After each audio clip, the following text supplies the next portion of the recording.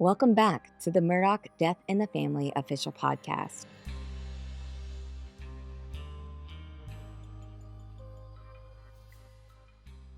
Today, I'm honored to sit down with actor Kathleen Wilhoite, who brings to life one of the most pivotal and heartbreaking figures in this story, Gloria Satterfield. Gloria wasn't just a housekeeper in the Murdaugh home. She was a mother, a caretaker, and someone who formed a deep bond with Paul Murdaugh and the rest of the family. Her tragic death and the millions of dollars stolen afterward became a central thread in uncovering the corruption and deceit that defined Alec Murdaugh's downfall. Kathleen has had a remarkable career in film and television, but what makes her performance as Gloria so powerful is the way she blends empathy, emotional honesty, and character research to tell Gloria's story with dignity and heart. In this conversation, we'll talk about how she prepared for the role, what it meant to step into Gloria's world, and why Gloria's story is so essential to understanding the Murdaugh saga. So let's dive into my conversation with Kathleen Wilhoite, the incredible actress behind Gloria Satterfield and Murdaugh: Death in the Family. Hello. Hi, how are you? I'm good. How are you? So happy to be here. I'm so happy I'm to a be huge here. fan, Mandy. I'm a huge fan of you, so this is so exciting. I love fangirling. I know. It's so great. I listened to all 100 of your Murdaugh Murder podcasts. That's insane. I always am so impressed by people that do that, and it must be a journey, right? Yeah, absolutely. And cliffhangers. You had a lot of cliffhangers at the end where you didn't even know what was going to happen. You were at the courthouse during the case. Yeah. You were instrumental and became a part of the case. It was nuts. And so that was like, oh no, what's happening? And I just had it in my headphones, and I was so delighted because I was cast without an audition. When I'm cast without an audition, I am delighted. I will do all research. I will swan dive into any project. Well, congratulations. That's awesome. Yeah, I mean, I couldn't have been happier. I was sort of like a January 1, I was like, acting careers kind of sunset years, glue factory, what's happening? Phone call, agent, how about going to Atlanta for 4 months? What? Da da da da da. And then I was delighted to see that I was playing a real character in a real project, and that the character they cast me in was so beautiful. Okay, so many questions in response to that. I think first, what did you love about Gloria's character? Why did you want to play her? Well, again, it wasn't really a choice. You weren't chosen, but you were chosen, which is cool. I was chosen, and I like to think it's because I can spot a pure soul, right? I can identify it in my acting instrument, not to get too technical, but I know what it feels like to live in your quote unquote best self. And obviously I stray, but for the most part, when I was approaching this character and approaching the work behind creating a full-bodied, well-rounded character, that is the side of my soul that I chose to tap into, which made my days fabulous. Everybody on the set would say, why are you so happy to get a big job like this and to be treated with such respect? Who could not be happy? Yeah. I was delighted. What can we get you for breakfast, Kathleen? Well, I guess I'll have the grits and the eggs. It's just I have to look over my shoulder all the time. I was so delighted. But you're a big deal. You are. I feel that way, but and I'm a big deal at the Gilmore Girls Fan Fest. Yes. But the minute I step off that plane to LAX, out of work actress, So when you got the role for Murdaugh: Death in the Family, how did you dive into your character? What kind of research did you do? The first thing I did was I Googled it, and I saw I saw a photograph of her, and she liked to wear her hair back, and I happen to have I'm a bangs person. I like fringe on my forehead. So I was like, oh boy, that's going to be tricky. That's going to be the trickiest bit. I'm going to show my big moon forehead to everybody. My brother used to be like, I'm going to shine up your forehead, and when he'd put his knees on my shoulders, brothers torture. Anyway, I digress. So I looked her up. I could see the warmth in her presence, and that's when I found your podcast. So I immediately downloaded the Murdaugh Murders podcast on my phone, and I started listening to it from the minute, a couple hours after the deal was closed. Wow. Started listening to the podcast. And then the production gave me like a PDF of all of the articles and photographs that they had for their research. And so I started pouring through that. And then I did listen to different podcasts from South Carolina to try to get the sound of the accent in my ear. And I found that it was because I lived in Nashville for a few years. And I found that a lot of it, I mean, I didn't need to go too extreme on it, but I found that it felt really comfortable in my mouth and in my ear, the accent. So I just started to lean into that when I would do sort of my visualizations of the character. And then I break down the script. That's just part of my process. When I got to Atlanta and I had my costume fitting, I was floored by the talent of the costume designer. And he like transformed me. So I had sort of all these different pieces, and then he put these clothes on me. And then the makeup and hair people were phenomenal. And they did my makeup and hair. And I looked in the mirror and I looked at myself in my costume and I said to myself, fly away, rock star. Fly away, Kathleen, you very cool chick from the 80s. Fly away. You've been transformed to a housekeeper from South Carolina. And that's really the extent of my That's a lot. my work, and every time I got into makeup and hair, I felt immediately transformed. But you didn't really have to follow, like, you didn't have to listen to all of the episodes. I think that that's impressive that you wanted to know, like, the whole story. Had you heard of Alex Murdaugh? Did you know the story at all, or? I didn't. I just started from episode 1. Yeah. Now, here's the thing, and I'm not just saying this to butter you up, Buttercup. Okay? It was completely, I was transfixed.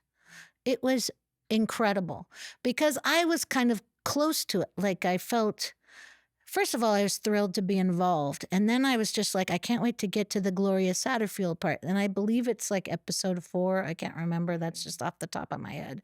But anyway, started to move through the Gloria Satterfield part. And then after I died, of course, I was going to put it down, but I was like, I can't put it down because now that she's about to go to court or, like whatever, it's happening. And I hate that dastardly, what did you call the bad guy? The Dick Harpootlian? Dick. And he was disrespectful to you. And then I got a kick out of the vocal fry stuff because I'm aware of that as a voiceover person. Yeah. I understand what that is. I have students in my class that have it. And it didn't really bother me, but when you got hassled so hard for it, I just started laughing. I found it really funny, like it hurt your feelers. It did, didn't it? Well, you must have gotten laid out, or what did they say? It was just like thousands of emails from people. And I had not really, I was a journalist, so I was trained as a journalist. So like, I didn't know what vocal fry was. I had to Google it when I was getting all these emails and they were like, fix your vocal fry. I'm like, what is this? I don't even know what this is. And then I got mad because I was like, they're more mad about my voice than they are about what these horrible men are doing in this podcast. Like, focus on that a little bit. And my voice isn't going to sound perfect, but I'm like, and also, like you said, it was a breaking news situation. So there wasn't like a lot of time to go to vocal classes or anything like that. And also, I was tired. And as you know, as a vocal coach, like, if you don't have sleep, my voice sounds completely different when I don't sleep. I don't know if that's Oh my I God, like 100%. it's lower. It's like, 100%. and I listen back to those episodes. I'm like, oh, I was just exhausted. That was like the main, that was the Well, main problem with my voice. it never bothered me until you started talking about it, and it didn't bother me.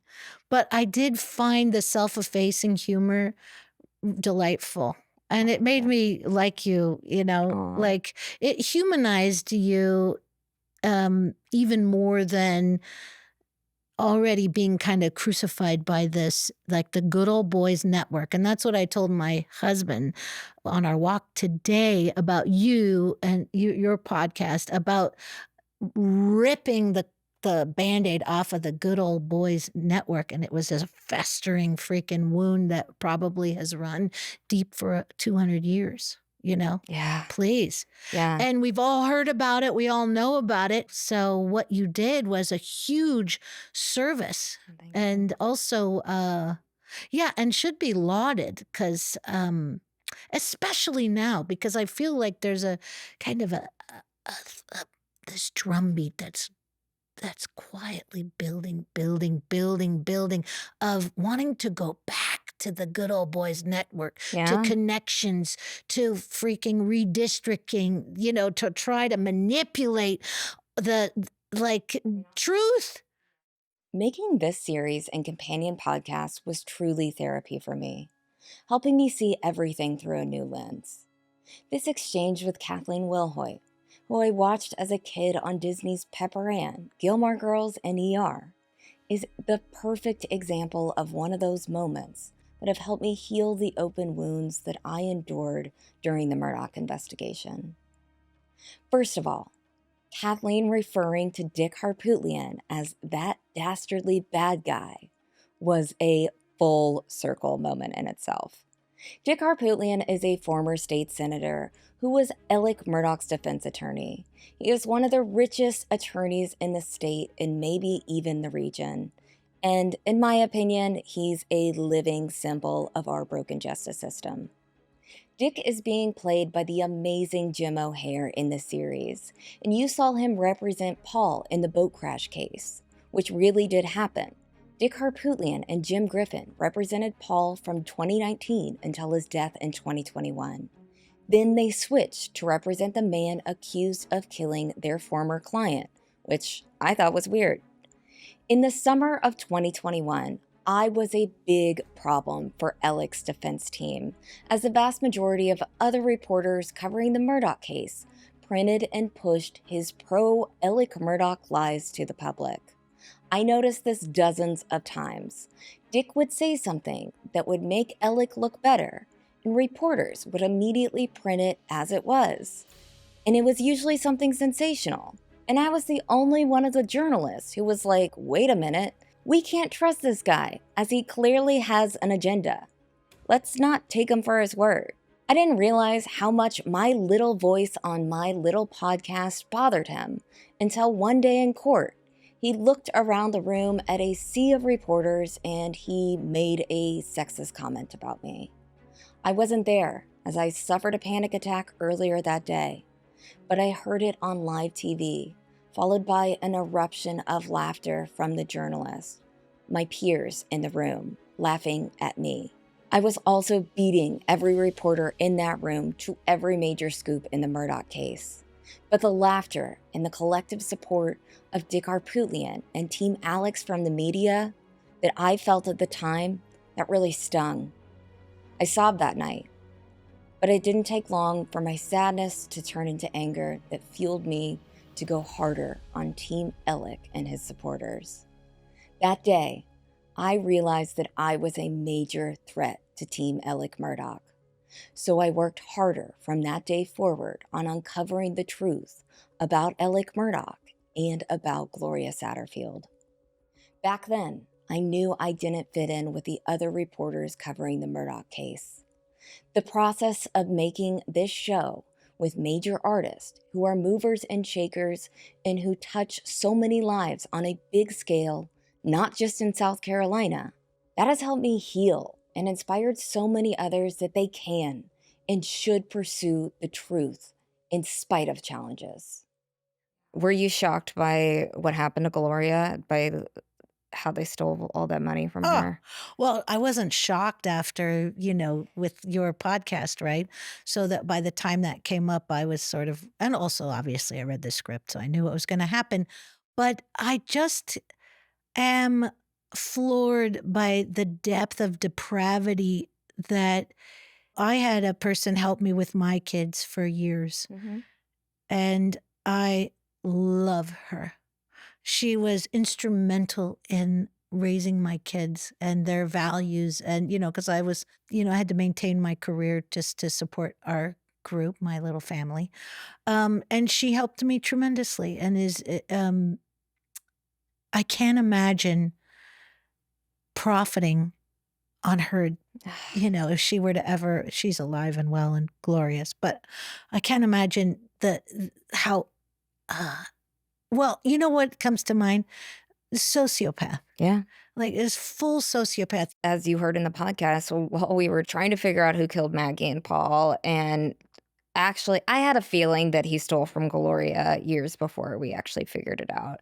Because there was a lot of signs, but I didn't know if I was pushing too hard or like going too hard on this family, and when we finally figured out what he did with stealing millions of dollars from her family and not giving them a dime and letting her children suffer. And like you said, he should have viewed her as just another family member.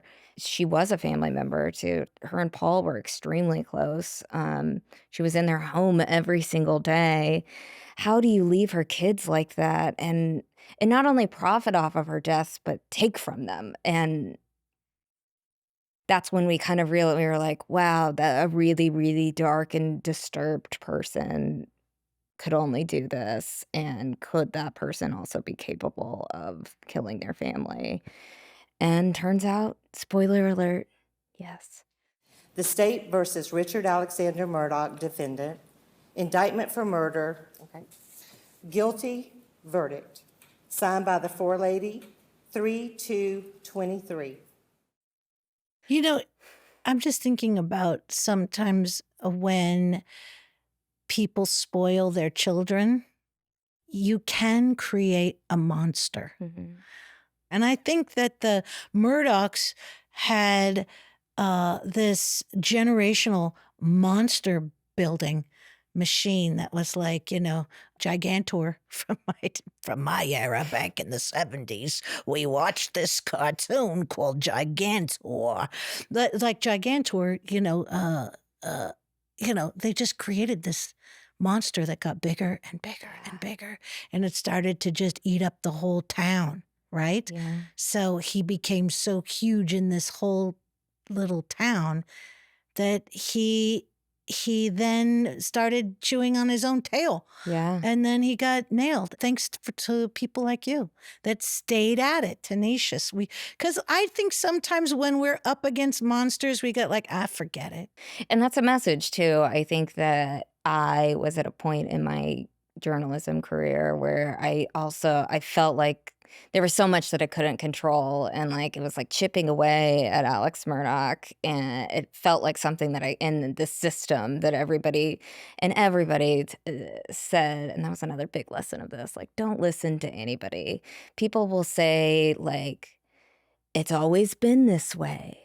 Alex Murdaugh's never going to jail. Like, let me tell you, the hell will freeze over before that guy goes.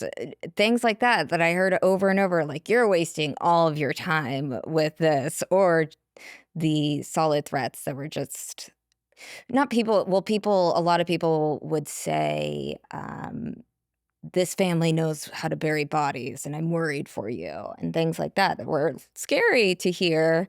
But it's like, I have to do what I can to chip away here and see where this goes. And here we are.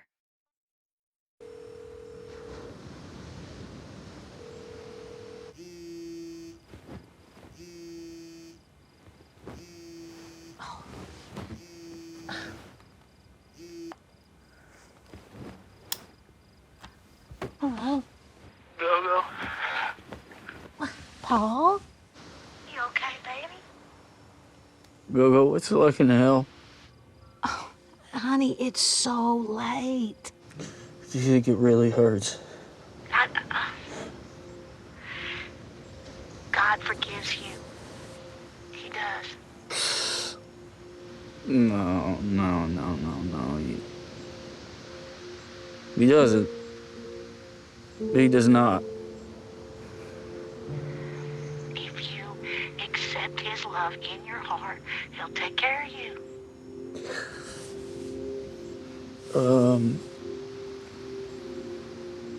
I don't think I have a heart. You love me, baby. I know you do. And God sees it too. He sees you every day. Okay?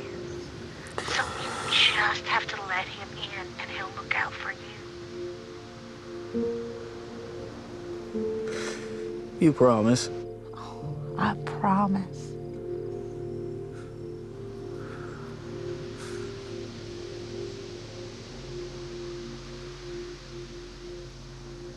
Okay.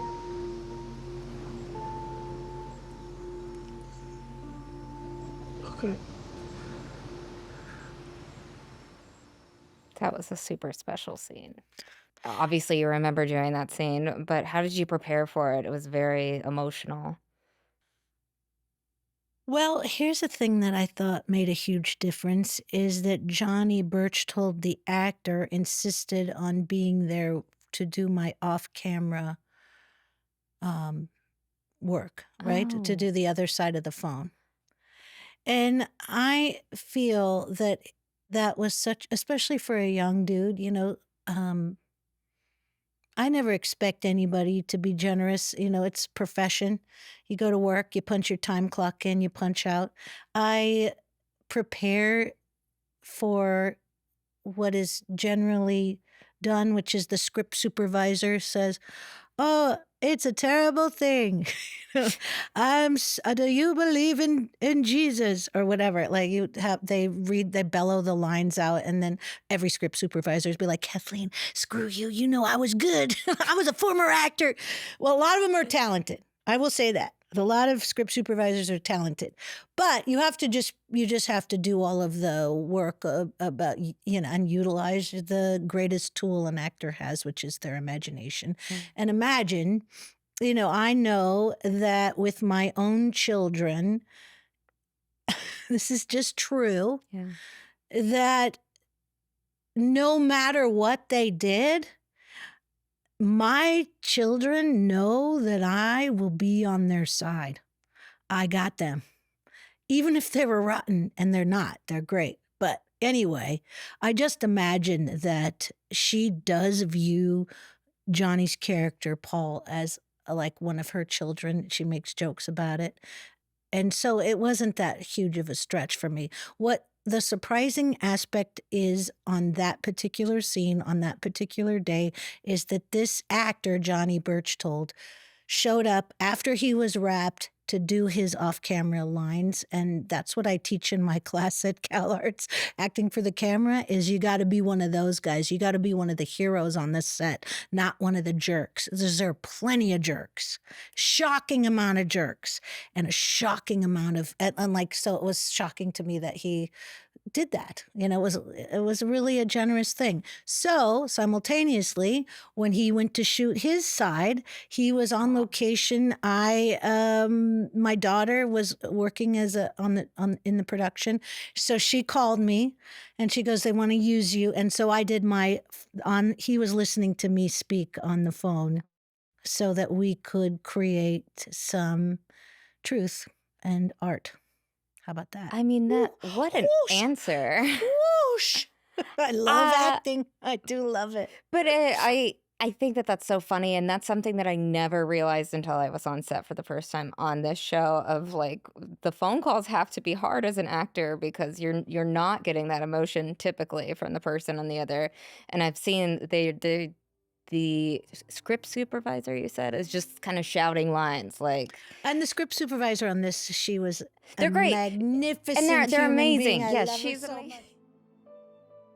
I have to pause here and reflect on this moment.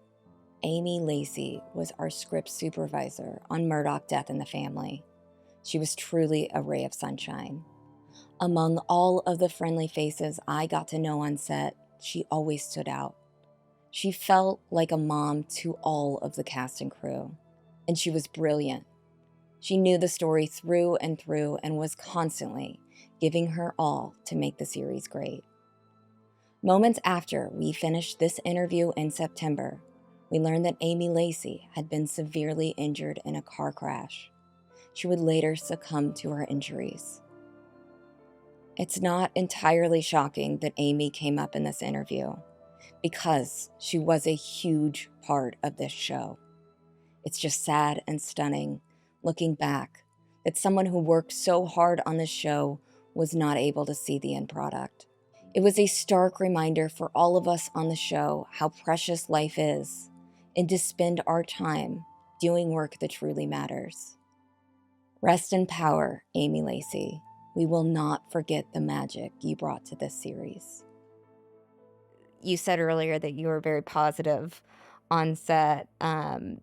Did you bring like positivity to Gloria's personality? What did you pick up from her? Well, one of the things that happened that was a little bit unfortunate or fortunate, I can't determine, I can't decide, but Aaron, who's one of the executive producers, had a friendship with Gloria's real sons. And she said, if you want to talk to them, I can hook that up if you want to talk to them about Gloria. But I had already put 2 scenes in the can, as we say in showbiz. I'd already filmed 2 scenes. And then also I know about my own mother. My mother died when I was 38 of, she was a smoking lung cancer, cigarette with the oxygen, and I was shocked she died. What? But that relationship with grief and who the person was and your memory with them, it's just so huge that to have an actor come in and ask you questions, like it just didn't feel right. And I felt like I needed to create an impressionistic painting kind of the Yeah. character versus hyper specific, because it just didn't feel right. The kinds of questions that I would ask, I don't know. It just felt too, I need them to have their memory of their mother and know that I played a character that fits in this particular project in this particular way, utilizing facts that were available to everybody. Yeah. And so that they can hold on to their memory of the specific, thing. Maybe I landed accidentally on some qualities that were like Gloria. That would be fantastic. But I didn't want to cause any kind of further to bring up stuff for them, bless them. I know that she was a very good Christian, and that meant the world to her. That certainly isn't difficult for me to tap into in my own life and in my own sort of spiritual journey. And as a mother too. As a mother, Yeah. 100%. Yeah. But when is your mom alive? Yes. It is quite a blow to lose a parent. It is like, it is fasten your seatbelts. Mhm. Brutal. And I can only imagine if it was shrouded in, did she get pushed down the stairs?